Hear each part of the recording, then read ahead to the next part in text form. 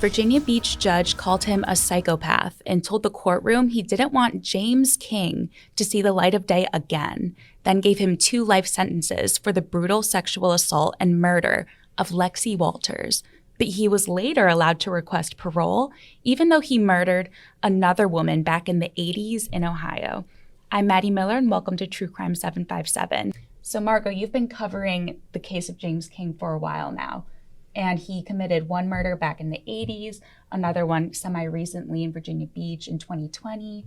Can you break down the similarities between those 2 murders? It is so crazy, the similarities in these 2 murders. What we know is that back in November of 1986, James King was living in Ohio and he was invited to a wedding. And court records outline how he is drinking, he is smoking pot and doing cocaine at the wedding with a friend of his.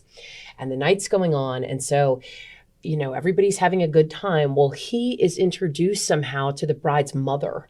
And the 2 of them hit it off and they start talking and then they're dancing and everybody can see them there having like a good time. And he was a bit younger than her. And so, they went back to his apartment where he brutally attacked her. She ultimately died of strangulation. It appeared that she had been, she suffered internal injuries, external injuries. It appeared that she had been tied up and that there was evidence of a sexual assault that happened. He ultimately was not convicted of that sexual assault, but he was convicted of murdering her. And he serves 20 years in an Ohio prison for murdering this woman the day that her daughter got married. And it was just horrific the way that her body was discovered. After serving that sentence, is that when he moves to Virginia Beach? That's when he got out and moved here. It was 2007 when he got out. And apparently he had relatives in this area. Mm-hmm. And so he moves to Virginia Beach and, he's living his life. And then there's this other crime that happens in 2018. So he is here in Virginia Beach. He's dating this woman off and on. And it's stated that the last thing she remembered was going back to, they were at his apartment, they were drinking and talking, and that's the last thing she remembered. Then she remembers being woken up. She had been raped multiple times, she told police. She said that he had brutally attacked her, and she survived, though. He untied her and he left. She went and filed the police report. She got the tests done and everything at the hospital. And then they go to trial for this. And they both testify. But the jury in this case was not allowed to hear stuff that had happened in the Ohio case. So he's just put on trial for this rape and this assault and all these charges.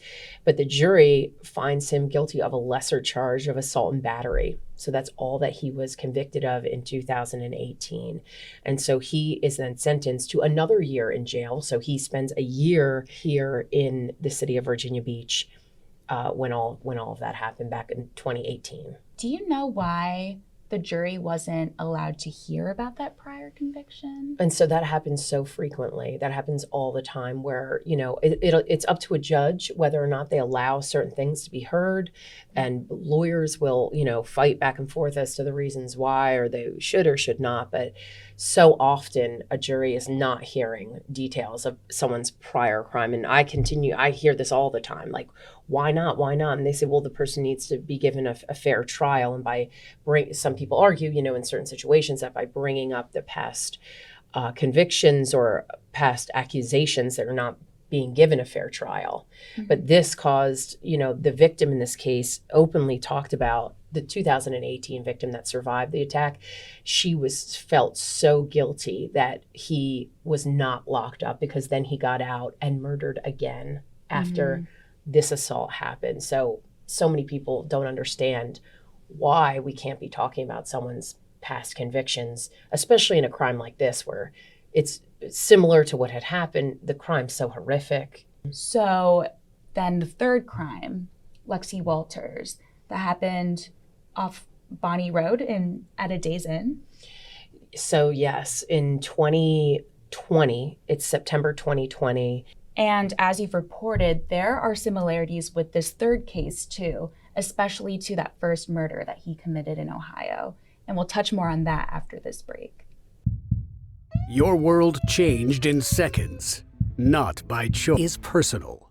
James King was found guilty on all counts here at the Virginia Beach courthouse in the rape and murder of a 53-year-old woman in the city of Virginia Beach. Prosecutors compared this crime to one that he had been convicted of back in the 80s, and the similarities were concerning. We're back with our investigator, Margaret Kavanaugh, talking about the case of James King. Now, he's been convicted of murdering 2 women, and the last one happened in 2020 in Virginia Beach. They're bizarrely similar, what happened in Ohio in the 80s compared to what happened to Lexie Walters in 2020. What we know is that Lexie and James King were friends and kind of knew each other off and on, and even slightly kind of dated. Lexie's sister told me that, James would give Lexie rides when she needed them. But when all of this happened, September 2020, the 2 of them were out at a bar in Virginia Beach, and they were drinking, and they were, having a good time. People saw them out that night. The Commonwealth's attorney said that he drank about 5 beers, but he was also buying her drinks as well. And she had a few rum and cokes, but then he was also buying a bunch of Fireball shots, but giving them all to Lexie. So the bartender, when he was ordering them, thought that they were going to both of them. But then when the bartender realized that he was giving them all to her, there were like 12 listed shots of Fireball. And she's like a thin woman, Geez. Yeah. So it said that the bartender said, cut him off. It said that he then tried to bribe the bar, like, I'll give you money if you keep giving us drinks. And then at one point even said to the bartender, she's dying anyway, that night before all of this had happened. She had trusted him. She considered him a friend. Then they decide to go back to the Days Inn on Bonnie Road. And there's video surveillance of the 2 of them going into the hotel. And then there's surveillance of him leaving. He had no shirt, no shoes on, and went back out to his car several times during this entire time. And Lexie was never heard from again. She was never seen. She died in that hotel room. Just like with what happened to the mother of the bride in Ohio, he goes down to the police station in Virginia Beach, the 3rd precinct, and he reports what he did to Lexie Walters. In Ohio, he did the same thing. He went to the police station himself and reported the crime. He said, when he went down to the police station here in Virginia Beach, he told them that I flipped out before. I did a murder gig in Ohio. I did the same thing I'm doing right now. He told police that he wanted to tell them what had happened before the housekeeping had found Lexie's body. He says he just kind of flips out and doesn't know, what's going on. And he also told them that before he made this confession, that he drove around and got cigarettes and coffee because he knew he was going to be going to jail for a while. So he was driving around, then came in, did the confession. And poor Lexie, when they found her body, it was very similar to the way that the woman in Ohio died. She had been strangled. She had horrific injuries internally, externally. It was just brutal. He tortured her just like he tortured the woman in Ohio. And so there was blunt force trauma to her face. Her private areas had injuries. And then he ultimately got sentenced to 2 life sentences for the rape of Lexie Walters and then her murder. During that trial that you covered, you spoke with Lexie's family. They had a really emotional reaction to his sentencing. Let's just play a quick bite from that. She brought me into this world, and she was killed on the day that I was born. How does one wrap their head around that? I love that the judge gave him the maximum sentence, but it's not going to bring her back. Now, in court, what did the family say when they testified? They talked about how wonderful and kind Lexie was as a person and how this was so horrific, traumatic, and just so sudden, the way that she was ripped from their lives. Like Marie Jones, her sister, and Lexie were best friends. They spent a lot of time together, and what James King did to Lexie just had such a horrible effect on the entire family. Losing her in that brutal way, and then just the suddenness of it, how it all happened. They talked about how she's so loving and kind and a Steelers fan. She was just a great person that many people loved. And the fact that she was ripped from their lives in this abrupt way was just very, very traumatic for their whole family in the healing process. And they were just so angry. They were so angry that to this day, they're still angry that during that second trial that he had in Virginia Beach, that they didn't hear about the Ohio murder. The fact that he got out and was able to do this, then, it just seemed like he kept getting lucky with him being allowed to get out, then him being allowed to, the charges got reduced in the second one. And then for him to do this to Lexie, I mean, they're really upset. And then when Lexie's daughter testified, she said that the day all this happened, it was her birthday, and she wasn't hearing from her mom, and she thought that it was going to be like a birthday party. She thought that there was like a surprise for her, when in fact it was just this horrific event unfolding within their family. And now, anytime it's her birthday, this is like a constant reminder of, what he did to all of them. Not really my birthday anymore. Because you can't celebrate on the day that your mom died. Oh my gosh, that is horrible. And now the family is still being haunted by this case, despite the fact that he's been sentenced. And especially Lexie's sister has talked to you about some concerns they have about even just the possibility of him ever getting out. And we'll touch more on that after this break. Your world changed in seconds, not by personal. I'm Margaret Kavanaugh for News 3. He's been convicted of killing 2 different women, but because of his age and a law here in the state of Virginia, he's eligible for the possibility of parole. The victim's family members are livid. My heart breaks so much for other people that are in the same position that we are in. And change has been needed for so long. And I am praying that with Lexie's law, we can make this change. We're back with our investigator, Margaret Kavanaugh, talking about the case against James King. Now, he's been convicted of murdering 2 women and assaulting another. Margot, how could this man be eligible for parole? I mean, it was just shocking. When I got the call, it was like a Sunday from Marie Jones, Lexie's sister. She called me and she's like, he's eligible for parole. And I'm like, there's no way has to be a mistake on their end. But it wasn't a mistake. In the state of Virginia, there's a law that allows, it's called geriatric conditional release. And so if someone's 65 years old and they've served 5 years, or they're 60 and they've served 10 years, they can be eligible for this to be let out. Now, they also, it excludes anyone that's been convicted of a Class 1 felony, but King was convicted of 2 Class 2 felonies for Lexie's murder and the rape of Lexie. So he qualified because when he got arrested in 2020, when he was 67, in 2020, they held him without bond. So by this time, he's sentenced in February of 2025. And just a few months later, he meets the criteria of being 65 or older and already serving the 5 years. So that time he served before he was convicted counts? Yes. Okay. Yes. Anyone that hears this is like, what on earth? The judge during the sentencing was like, I never want you to see the light of day again.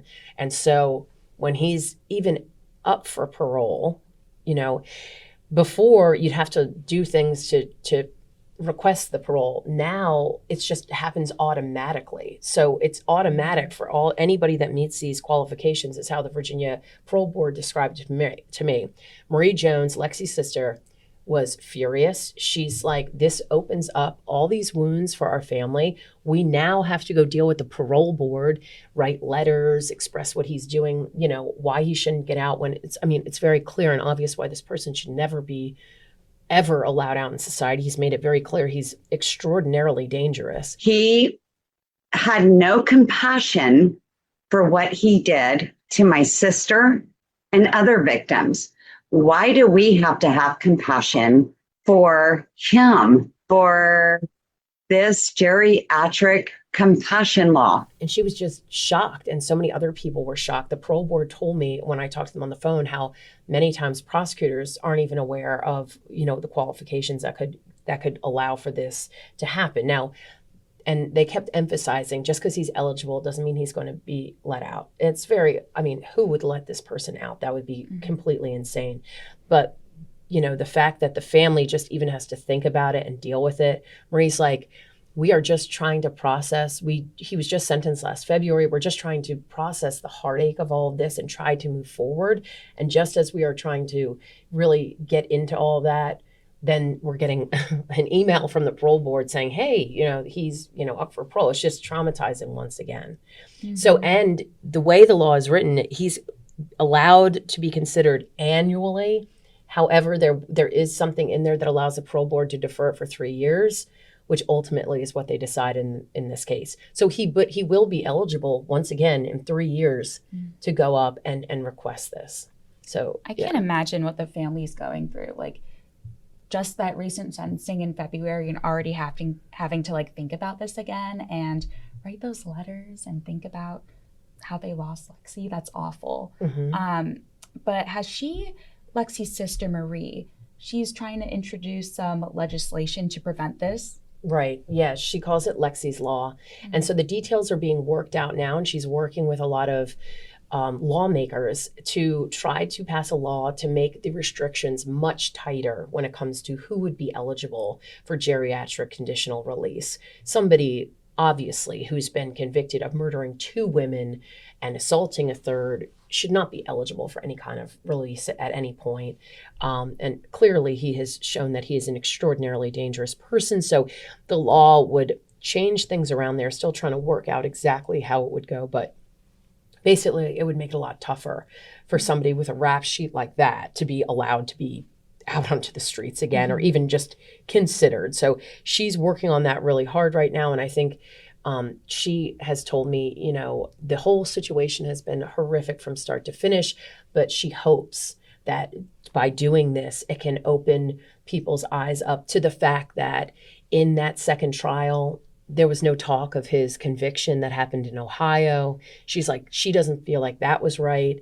You know, changing the law to make it more difficult to prevent other families and other victims from having to live through all of this, of being eligible for parole just because of your age with no real care about what the crime was. So she's really taking this and calling it Lexie's Law and really focusing on trying to help other people from everything that her family has gone through, so that silver lining in the entire horrific experience, you know. And your interviews with her have been so interesting, just seeing things from her perspective about how repeat violent offenders, like super violent, like in this case, murder offenders, are kind of given not second chances, but it's just surprising that they're not just locked away and that's done deal. It was just so interesting to see her reaction to that email. And she was like, I can't believe this is happening. There's no way. And just her emphasis on the fact that he was convicted of this before, that not being brought up in trial. So it's been interesting to see how she's reacted to this, because it is concerning. Yeah. And just back, like, I made contact with her soon after the horrific murder of her sister, and she wasn't ready to speak publicly. We kept in touch for years. She still wasn't ready. She didn't want to speak. It was like so traumatic for her. Now she's, you know, in talking about Lexie's Law, she's trying to take what happened and make it into more of a positive for our entire community, you know, to use it to kind of prevent this, because it is so shocking. I think so many people, when they hear this, like, how could he be eligible for parole? That is insane, you know, and very dangerous. Just the even, she said, you know, she's like, the parole board told me that it's just a very slim chance. She goes, but a slim chance is still a chance, especially after all the chances he got getting out, the charges getting dropped down. So, I mean, it's a bizarre case, but I was shocked when she said it. I'm like, oh, that has to be, that can't be, no, she has it wrong. She didn't have it wrong. He is eligible. He was eligible. It's crazy. Wow. And then in 3 years again. Yeah, unless they change it. So that's what she's working now. So hopefully, if things work out, it'll make the law tougher to prevent other people from dealing with this. Okay. And that was kind of my next question. So next steps are just, she's going to continue working on this legislation? Yeah. And so we'll see what unfolds next session with it. So that should be really interesting. And we'll, of course, follow whatever unfolds, you know, on the state level with to see if she can get the law changed to make it tougher for criminals like this. Mm-hmm. And it'll be interesting to see how this plays out. I'd imagine lawmakers would have a real interest in this. Yeah. Yeah. A lot of people, just because it's so shocking. Yes, Yeah. it really is. Yeah. Well, thank you so much. And we'll see you next time on True Crime 757.